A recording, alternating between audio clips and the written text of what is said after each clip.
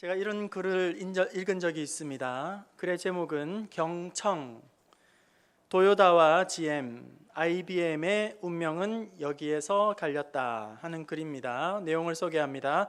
경청은 자동차 업계의 절대 강자였던 GM과 도요타의 운명을 갈랐다.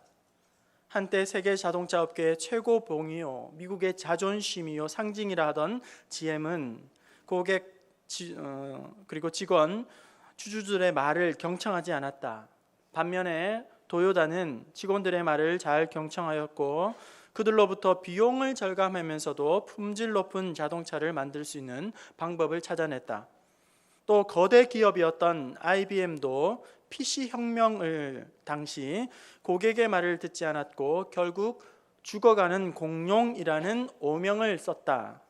그리고 구원투수로 등판한 루 거스너는 경청의 리더십을 통하여 죽어가던 IBM을 다시 살려냈다. 제가 찾아보았어요. 경청이 뭔가 사전을 찾아보니까 이렇게 정의를 하고 있더라고요. 제가 자막으로 준비해 보았습니다. 우리 경청에 대해서 어떤 것인지 다시 한번 의미를 되새겨 봅시다. 읽어볼게요. 시작. 상대의 말을 듣기만 하는 것이 아니라 상대방이 전달하고자 하는 말의 내용은 물론이고 그 내면에 깔려있는 동기나 정서에 귀를 기울여 듣고 이해된 바를 상대방에게 피드백하여 주는 것을 말한다. 이러한 효과적인 커뮤니케이션은 중요한 기법이다. 이렇게 써요. 지난주에 있었던 일입니다. 어느 목사님께 제가 궁금한 점이 있어서 조언을 구하였습니다. 제가 한 질문에 대해서 그 목사님은 아주 현명하게도 아주 공식적이고 또 합리적이고 또 대단히 좋은 FM적인 그런 답을 제시해 주셨습니다. 참 개운한 답이었습니다. 그런데 그 답과 함께 덧붙여서 해주시는 말씀이 있었는데 이렇게 하시는 거예요. 이 문제를 제기한 그 사람의 의도와 저희를 헤아릴 수 있어야 한다. 이렇게 이야기를 하면서 그 사람이 틀림없이 그것을 질문했다면 답을 얻는 것뿐만 아니라 의도가 있다. 그리고 그 의도를 헤아리지 않으면 차후에 또 다른 문제를 야기할 수 있게 된다. 문제를 제기한 사람이 답을 듣고는 이렇게 끝나는 것이 아니라 그 다음에 자기가 듣고 싶은 말이었든지 하고자 하는 일들에 대한 명분을 찾아서 그 일들에 대해서 뭔가 다른 것을 하려고 하는 시도를 할 가능성이 있기 때문에 그 말을 질문 그대로 받지 말고 질문과 함께 그 사람의 의도까지도 헤아릴 수 있어야 하겠다. 이렇게 말을 하셨어요. 제가 참 들으면서 참 맞다, 옳다, 참 연륜이 참 대단하다. 그리고 목회하기가 참 힘들구나 이런 생각을 했습니다. 아무튼 이 경청이라는 것은 말하는 내용을 듣는 것 물론 그 이면에 있는 의미와 동기까지도 한 번 더 귀를 기울이는, 상대방의 말에 귀를 기울일 뿐만 아니라 그 안에 있는 담겨 있는 어떤 뉘앙스라든지 그 밑바탕에 있는 심리까지도 들여다볼 수 있을 정도로 세밀하게 관찰하고 주의를 기울이는 것이 경청이라고 하는 것이죠. 어느 분의 이야기입니다. 결혼을 앞두고 결혼 예비학교라는 과정을 듣게 되었습니다. 그날의 주제는 제목은 경청이었습니다. 두 사람씩 짝을 그렇게 마주하고 앉게 한 다음에 다음과 같은 훈련을 연습을 시키는 거예요. 여자가 이렇게 말합니다. 나 어제 회사에서 너무너무 스트레스 많이 받아서 힘들었어. 그래서 일을 마치고 돌아오는 길에 아이스크림을 잔뜩 사서 돌아왔어. 이렇게 하면 이제 상대편 남자는 이렇게 대답을 하는 거죠. 대화를 하는 것입니다. 어제 회사에서 스트레스를 너무 많이 받아서 힘들었구나. 그래서 일을 마치고 집에 오는 길에 달콤한 아이스크림을 잔뜩 사서 왔으니 기분이 좀 풀렸을 것 같아.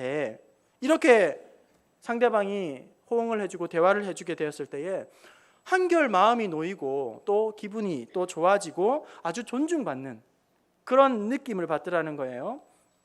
그런데 이렇게 여러분 대화를 했다고 한번 쳐봅시다. 여자가 이렇게 말합니다. 나 어제 너무 회사에서 스트레스 많이 받아서 힘들었어. 그래서 집에 오는 길에 아이스크림을 잔뜩 사서 들어왔어. 이렇게 했을 때 남자가 하는 말이 당신만 힘들어? 나도 힘들어. 다 사람들이 힘들어. 남의 돈 먹는 게 어디 쉬워? 어제 오늘 일이야? 아이스크림? 아이스크림이 또 웬 말이야? 살 좀 빼자. 뭐 이렇게 대화를 이어간다면 두 배로 열받게 하게 만드는 대화를 하게 되는 거죠. 그리고 또 싸움을 벌이게 되게 될 수 있겠죠. 어떻게 대화하느냐에 따라서, 어떻게 듣고 말하느냐에 따라서 완전히 분위기가 천당과 지옥으로 왔다 갈 수도 있습니다. 결혼 예비학교를 무사히 잘 마치고 그렇게 서로 배우고 연습한 대로 경청을 하기 시작했더니 상대방의 목소리에 더욱 주의를 기울이게 되고 그 목소리 이면에 깔려있는 마음까지도 헤아리기 시작하면서 둘의 관계가 너무 부드러워지고 더 친밀해지고 생기가 넘치고 서로의 신뢰하는 마음과 존중이 여긴 마음들이 자꾸 솟아나더라고 그렇게 고백을 하는 것입니다. 여러분들도 경청의 대화, 경청하는 이런 마음의 자세를 가지고 아름다운 관계를 많이 맺어갈 수 있기를 바랍니다. 제가 이렇게 말씀을 드리는 것은 하나님과 우리와의 영적인 관계도 똑같은 원리가 적용된다는 거예요. 하나님의 음성을 듣기 원하는 것도 똑같은 원리를 적용할 수 있다는 겁니다. 우리가 하나님의 음성을 듣기 위해서도 하나님의 음성에 경청을 하는 훈련과 연습이 되어 있어야 합니다. 다시 말하면 우리가 하나님께서 말씀하실 때에 주의 깊게 듣고 주의 깊게 그 의미를 되새기려고 마음에 늘 그렇게 새겨야 한다는 거예요. 하나님의 말씀을 잘 듣고 또 그 음성을 우리가 들어야 한다 이렇게 말을 하면 되돌아오는 질문은 항상 이런 것입니다. 목사님, 그렇다면 어떻게 하나님의 음성을 우리는 들을 수 있습니까? 저는 하나님의 음성을 듣고 싶어요. 하지만 어떻게 듣는지 잘 모르겠어요. 이해가 되지 않습니다. 너무 어렵습니다. 이렇게 이야기를 합니다. 그런데 여러분, 한 가지 분명한 사실은 하나님께서는 우리에게 끊임없이 말씀하고 계시다는 것과 하나님은 지금도 이 시간도 우리 가운데에서 우리에게 말씀하기를 원하신다는 사실입니다. 성경 곳곳에서 하나님은 끊임없이 말씀해주고 있습니다. 히브리서 1장 1절과 2절 말씀을 통해서 우리 한번 봅시다. 하나님이 우리에게 어떻게 말씀하고 계신지 히브리서 1장 1절과 2절입니다. 시작. 옛적에 선지자들을 통하여 여러 부분과 여러 모양으로 우리 조상들에게 말씀하신 하나님이 이 모든 날 마지막에는 아들을 통하여 우리에게 말씀하셨으니 이 아들을 만유의 상속자로 세우시고 또 그로 말미암아 모든 세계를 지으셨느니라. 강조하고 있어요. 하나님이 말씀하고 있다. 여러 모양으로, 여러 부분에서. 그리고 우리의 조상 때에는 이렇게 말씀하셨다. 그리고 오늘 우리에게는 이렇게 말씀하신다. 구약의 시대에는 아브라함에게 하나님이 직접 음성으로 말씀하시고, 그리고 어떤 환경과 그리고 징조를 통해서 하나님이 말씀하여 주시고, 때때로 선지자들의 입술에 말씀을 주셔서 그 때에 하나님의 음성을 듣게 하시고, 또 예수 그리스도를 이 땅에 보내셔서 아들로 하여금 하나님의 음성을 듣게 하시고, 예수 그리스도가 십자가에 죽고 부활하고 승천하신 이후에는 보혜사 성령님을 우리에게 주셔서 그 성령님께서 하나님의 말씀을, 음성을 지금도 우리에게 하고 계시다. 사실 여러분, 하나님은 말씀하지 않으시는 순간이 한순간도 없다는 사실입니다. 그런데 하나님은 말씀하세요. 그런데 우리는 잘 듣지 못해요. 이유가 뭘까? 그것은 하나님의 음성을 듣는다고 할 때에 우리가 범하게 되는 착각이 하나 있다는 거예요. 함정이 있다는 겁니다. 그것은 뭐냐면, 많은 사람들이 하나님의 음성이라고 이야기를 하면 마치 우리의 육신의 고막을 울려서 근엄하고도 거룩하신 그런 음성을 들어야 한다고 생각하기 때문에 하나님의 음성에 대해서 우리는 어렵게만 생각이 되고 혼란이 오게 되고, 신앙생활을 하면서 하나님의 음성은 너무나도 복잡하고 어렵고 하면서 스텝이 꼬이게 된다는 거예요. 여러분, 하나님께서 우리에게 말씀하십니다. 그것은 초자연적인 방법으로 말씀하신다거나 우리의 귀에 고막을 울리도록 그렇게 말씀하시는 것은 일반적인 경우가 아니라 아주 특별한 체험이고 아주 신비한 영역이라는 거예요. 만약에 이렇게 생각해 보세요. 하나님께서 여러분의 귀에 직접 말씀하여 주신다. 어떤 일이 벌어질까? 하나님께서 여러분에게 직접 말씀해 주신다고 생각해 보세요. 그러면 오히려 더 큰 문제가 생긴다는 거예요. 어쩌면 그런 하나님의 음성을 들었다는 것 자체로 말미암아 오히려 영적인 선민의식이라든지 다른 사람과 다르다는 특권의식에 빠지게 되고 필경교만의 문제로 흐를 수밖에 없다는 것입니다. 그리고 하나님의 음성을 들은 것 때문에 오히려 더 미혹에 빠지고 오히려 올무에 빠질 수 있다는 거예요. 지금도 말씀하시는 하나님의 음성을 나의 육성으로 통해서 듣겠다, 내 귀로 똑똑히 들어야만 하겠다, 이것은 심각한 착각이고 오해이고 함정이라는 것입니다. 그렇다면 하나님께서 우리에게 말씀하실 때에, 하나님께서 음성을 들려주실 때 우리는 어떻게 들을 수 있을까? 성경의 오늘 말씀에 하나님께서 어떻게 우리에게 말씀하시는지, 어떻게 우리는 하나님의 음성을 들을 수 있는지를 말씀해 주고 있습니다. 요한복음 14장 26절 우리 다시 한번 읽어볼까요? 하나님이 우리에게 어떻게 말씀하실까요? 함께 읽어보겠습니다. 보혜사, 시작. 보혜사 곧 내 이름으로 보내실 성령, 그가 너희에게 모든 것을 가르치고 내가 너희에게 말한 모든 것을 생각나게 하리라. 하나님의 음성은 육성으로 우리에게 들려지는 것이 아니라 우리 안에 생각을 듣게 하셔서, 보혜사 성령께서 우리에게 생각을 하게 하심으로 말미암아 생각을 통해서 말씀하시고 생각을 통해 역사하시고 우리 가운데 거룩한 하나님의 부담이나 생각을 우리에게 부어주신다는 거예요. 하나님은 이렇게 우리에게 말씀하십니다. 초자연적인 어떤 방법을 통해서 육성으로 들을 수 있는 것이 아니라 하나님께서 말씀하시는 통로는 우리의 마음이고 우리의 생각이라는 거예요. 생각을 떠오르게 하는 방법을 통해서 하나님은 지금도 이 시간도 우리에게 말씀하고 있다는 것입니다. 우리의 마음을, 우리의 생각을 통해서 하나님 말씀하신다? 이것은 성경 곳곳에서 나타나고 있는, 발견할 수 있는 증거입니다. 에스겔 36장 26절 그리고 로마서 8장 5절과 6절 말씀을 우리 함께 보겠습니다. 에스겔 36장 26절 같이 읽겠습니다. 시작. 또 새 영을 너희 속에 두고 새 마음을 너희에게 주되 너희 육신에서 굳은 마음을 제거하고 부드러운 마음을 줄 것이고, 성령께서, 하나님께서 우리에게 주시는 것은 바로 새로운 마음을 주신다는 거예요. 부드러운 마음을, 생각을 우리에게 심어주신다는 겁니다. 로마서 말씀 5절과 6절 함께 읽어보겠습니다. 시작. 육신을 따르는 자는 육신의 일을, 영을 따르는 자는 영의 일을 생각하나니 생각은 사망이요 영의 생각은 생명과 평안이니라. 우리에게 주시는 것이 있어요. 그것은 바로 생각이라는 겁니다. 육신의 생각이 있기도 하고 영의 생각이 있어서 영의 생각을 받게 되면 우리가 생명과 평안을 얻게 된다는 거예요. 우리 안에서 성령께서 어떻게 말씀하시는가, 우리의 마음 가운데에, 생각 가운데에서 말씀해 주신다는 거예요. 여러분, 이 시간에도 하나님의 음성을 듣고자 귀를 한번 기울여 보십시오. 이 시간에도 여러분, 하나님께서 분명하게 여러분에게 주시는 마음이 있을 거예요. 여러분의 마음속에 하나님께서 주시는 생각이 있을 겁니다. 그 마음을 붙잡고 그 생각을 붙들면 그것이 바로 주님이 주시는, 성령이 주시는 하나님의 마음이라는 것입니다. 그런데 여러분, 여기에서 또 하나 주의할 것이 한 가지 있습니다. 그렇다면 우리의 마음에 생기는 모든 생각이 다 성령께서 주시는 마음이고 성령께서 주시는 생각일까? 또 그건 아니라는 거예요. 우리 속에 나오는 모든 생각들이 다 성령께서 주신 것이 아니라는 거예요. 여러분, 우리의 마음은, 우리의 생각은 성령의 활동 무대가 되기도 하고 사탄의 활동 무대가 되기도 한다는 거예요. 이 사실을 잘 보여주는 대목이 바로 마태복음 16장에 베드로의 신앙 고백과 그리고 그 신앙 고백 뒤에 바로 이어지는 어떤 사건을 통해서 이것을 분명하게 우리가 알 수 있는데요.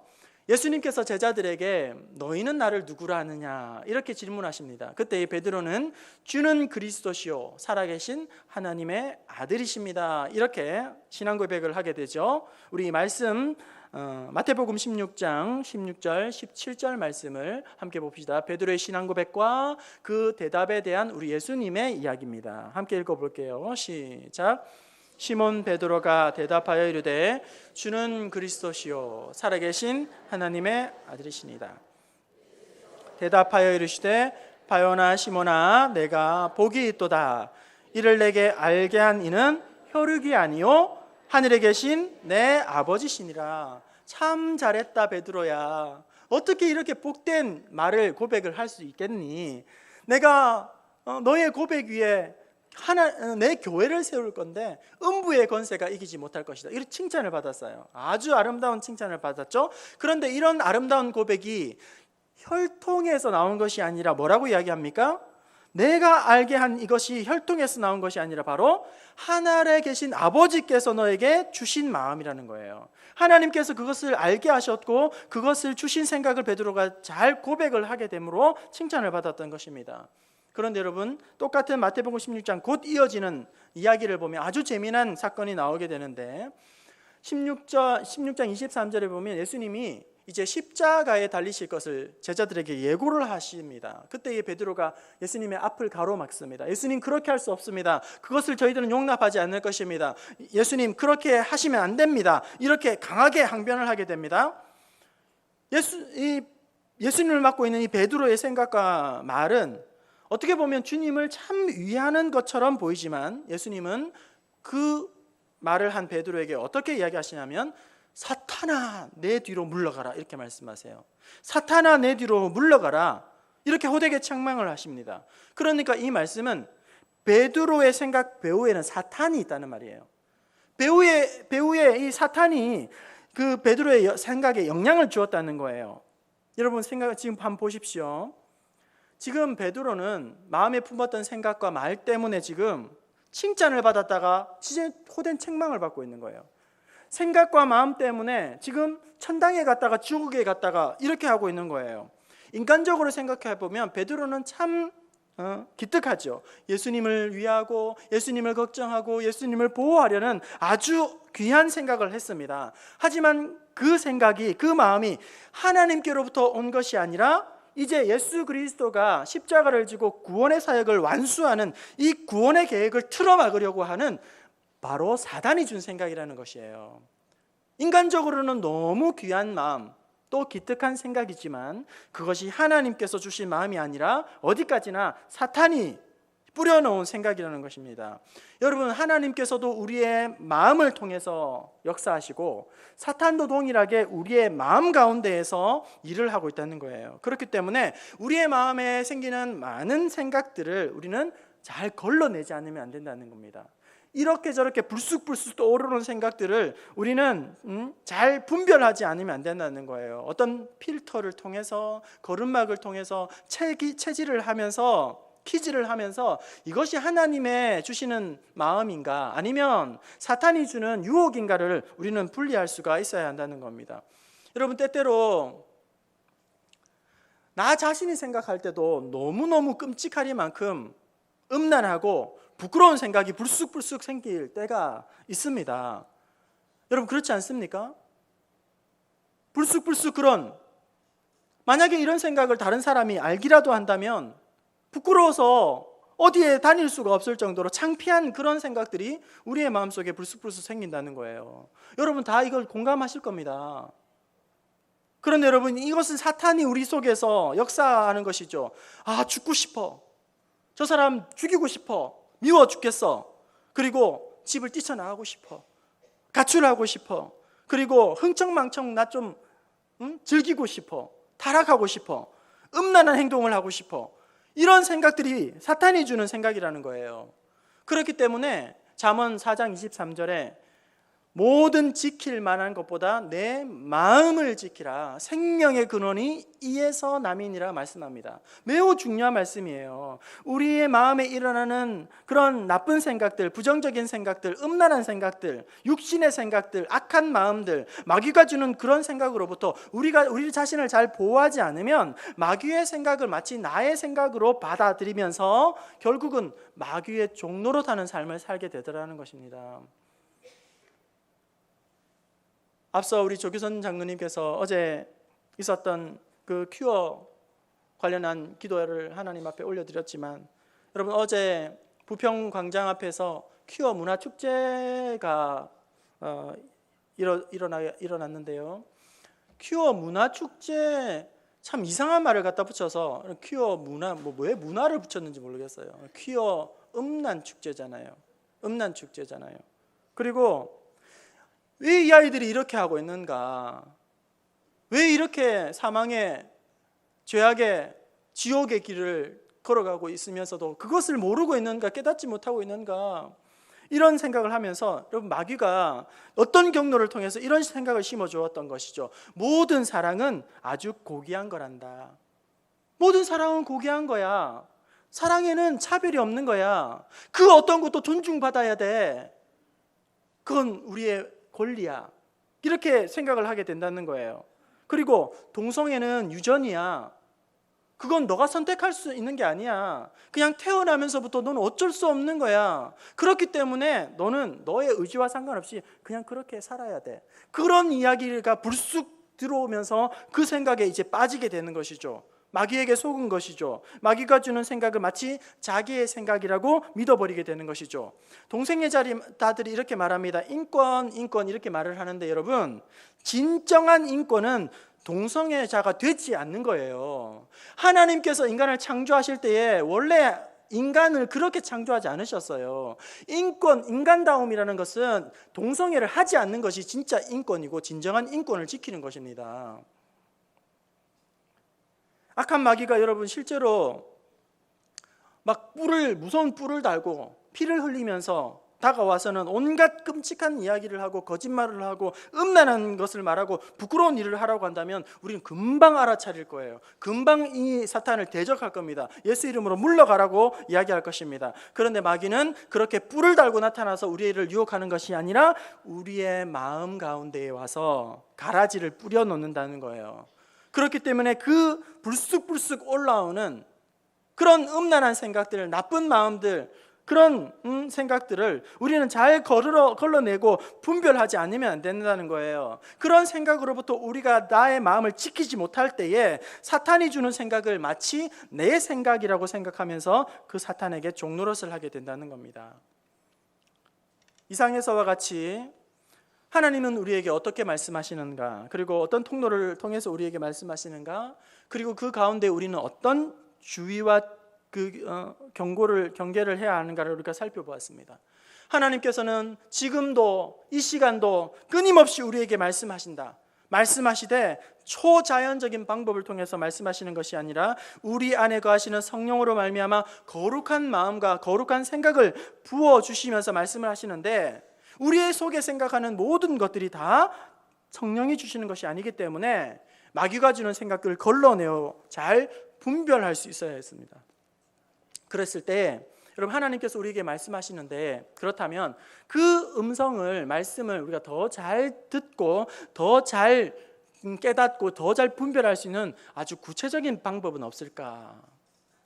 간단하게 3가지 정도만 생각을 해보려고 합니다. 하나님께서 우리에게 음성을 들려주실 때에 우리가 더 잘 듣고 더 잘 믿음으로 반응할 수 있을까? 바로 이것입니다. 첫 번째는 우리가 기도할 때에 하나님께서 우리의 마음 가운데에 생각을 부어주실 줄로 믿습니다. 빌립보서 4장 6절과 우리 7절 말씀, 우리 너무 잘 아는 말씀인데요, 함께 읽어봅시다. 시작. 아무것도 염려하지 말고 다만 모든 일에 기도와 간구로 너희 구할 것을 감사함으로 하나님께 아뢰라. 그리하면 모든 지각에 뛰어난 하나님의 평강이 그리스도 예수 안에서 너희 마음과 생각을 지키시리라. 아무것도 염려하지 말고 다만 모든 일에 어떻게 하라고요? 기도와 간구로. 기도하고 하나님 앞에 간구하면, 하나님께 아뢰면, 그리하면 하나님께서 우리의 마음과 우리의 생각을 보호하시고 지켜주신다는 거예요. 여러분, 우리가 하나님 앞에 간절히 기도하면 하나님께서 우리의 마음을 만지시고 우리의 마음을 새롭게 하실 줄로 믿습니다. 우리가 간절히 기도할 때에 냉랭하게 식어졌던 마음이 뜨겁게 변화되게 하실 줄로 믿습니다. 우리가 깨어 기도하기 시작하면 하나님께서 우리의 마음 가운데 하나님의 마음을 부어주시고 하나님의 뜻을 깨닫게 하여 주시고 희미했던 것들이 점점 뚜렷해지고 명확해지게 될 것이고, 기도하는 가운데에 막연했던 것들, 막막했던 것들이 하나님께서 주시는 지혜와 통찰력을 가지고 구체화되어지고 체계화되는 것을 여러분 깨닫게 될 것입니다. 기도하는 가운데에 나를 두렵게 하고 나를 짓누르게 하던 공포가 떠나가고 믿음의 용기와 담력과 확신이 생겨나게 될 것입니다. 간절히 하나님 앞에 기도할까 할 때에 갈기갈기 찢어졌던 우리의 마음이, 생각이 하나로 성령으로 모여지는 그런 은혜를 경험하게 될 것입니다. 간절히 하나님 앞에 기도하면 슬픔이 변하여 탄식이 변하여 우리의 입술에 노래가 되게 하시고 춤이 되게 하실 줄로 믿습니다. 우리가 기도할 때에 하나님은 우리의 마음과 우리의 생각을 붙들어서 하나님께서 기뻐하시는 깨끗한 도구로 쓰임받게 하실 줄로 믿습니다. 그리고 두 번째로 가장 확실하게 안전하게 하나님의 말씀을 듣는, 음성을 듣는 것은 말씀의 거울에 비추어 보는 것입니다. 여러분, 하나님의 말씀을 읽고 묵상하는 중에 하나님의 음성을 더욱더 잘 깨닫게 되는 것이죠. 히브리서 4장 12절 말씀 우리 함께 읽어봅시다. 히브리서 4장 12절입니다. 시작.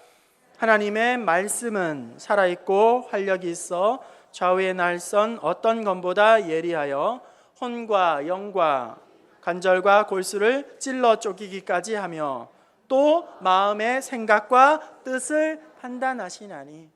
우리 가운데 불쑥불쑥 솟아나는 마음과 생각들을 말씀이 날카로운 살아있는 검이 되어서 우리의 생각과 마음을 판단하시고 혼과 영과 관절과 골수를 찔러 쪼개기까지 하신다, 이렇게 말씀하시는 거예요. 또한 갈라디아서 5장 19절에서 23절에 보면 마귀가 주는 그런 생각과 성령께서 주시는 그런 마음이 너무너무 잘 정리가 되어 있어요. 우리 갈라디아서 5장 19절에서 23절 교독하겠습니다. 한 절씩. 제가 먼저 19절 그리고 마지막 23절은 합독하겠습니다. 육체의 일은 분명하니 곧 음행과 더러운 것과 호색과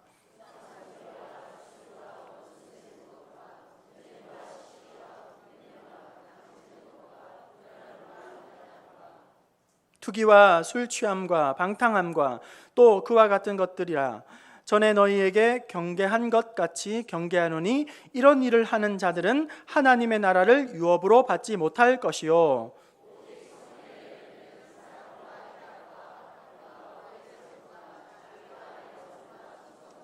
온유와 절제니 이 같은 것을 금지할 법이 없느니라. 여러분 보십시오. 마귀가 주는 그런 생각은 음행과 호색과 우상숭배, 주술과 원수 맺는 것과 분쟁과 시기와 분냄과 당짓는 것, 이단과 술취함과 방탕함과 이런 것들을 너희가 경계해야 한다.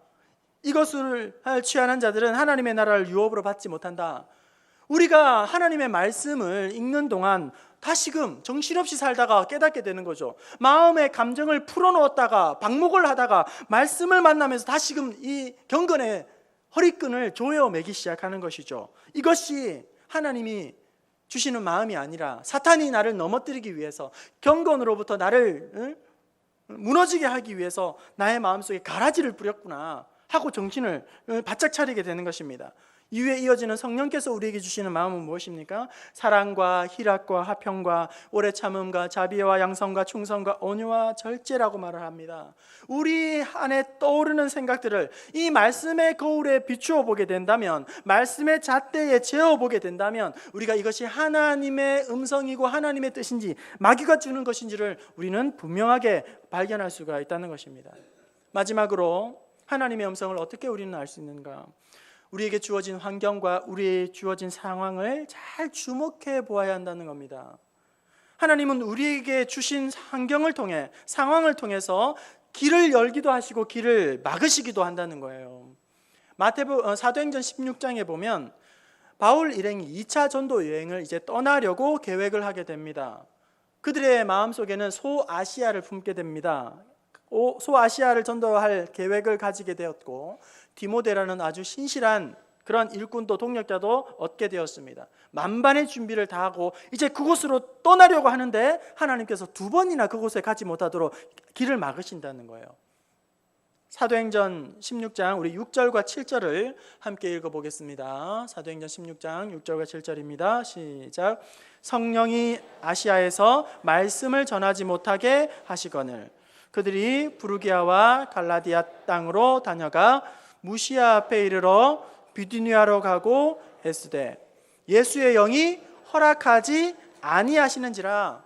바울의 일행은 소아시아로 갈 계획을 가지고 있었지만 하나님의 계획은 그것이 아니었다는 거예요. 그래서 그곳으로 가려는 길을 막으시고 문을 닫으시고 오히려 아시아로 가는 것이 아니라 유럽으로 갈 수 있도록 문을 열어 놓으셨다는 것입니다. 여러분, 하나님께서 하시는 일에는 닫힌 문이 있고 또 열린 문이 있는 거예요. 아무리 오랫동안 두드려도 열리지 않는 문이 있는가 하면 순풍에 돛 딴 것처럼 순탄하게 잘 열리는 경우가 있다는 것입니다.